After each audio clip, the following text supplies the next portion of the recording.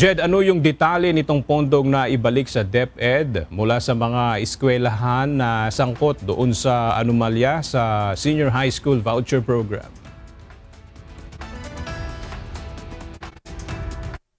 Aga sa tala ng Department of Education, 38 na doon sa 54 na pribadong paaralan yung nakapagbalik na o nakapag-refund na ng pondo doon sa DepEd, habang dalawa dito ay nakapagbigay na rin ng partial refund. Sa kabila nito, mayroon pa rin natitirang 14 na pribadong paaralan yung hindi pa nakakapagbalik ng pondo sa DepEd. Kaya ayon sa Department of Education, maglalabas sila ng final demand letters upang matiyak yung pagsunod ng mga natitirang paaralan.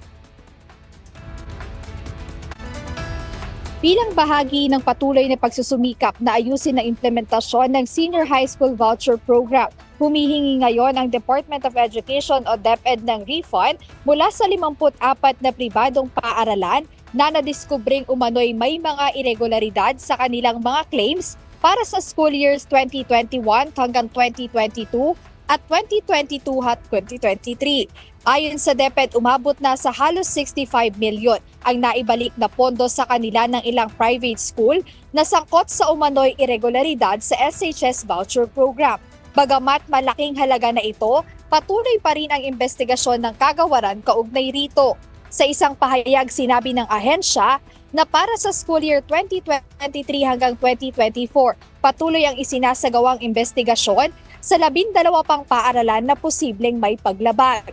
Bukod dito, 3 paaralan ang naiulat na sa Government Assistance and Subsidy Service at naipasa na rin ang kaso sa National Bureau of Investigation o NBI para sa mas masusing pagsusuri.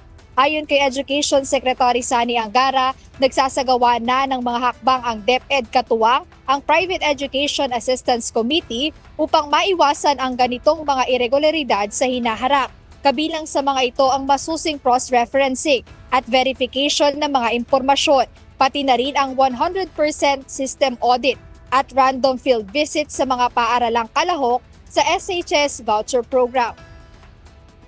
Aga, pagtitiyak din ni Education Secretary Sari Angara na tuloy yung investigasyon nila dito sa anomalya o irregularidad kaugnay ng SHS Voucher Program upang matiyak nga na yung pondo ng pamahalaan ay mapunta o yung mga programa ng pamahalaan ay mapunta sa mga tamang benepisyaryo. Ayan muna ang update mula sa DepEd. Balik sa iyo, Aga.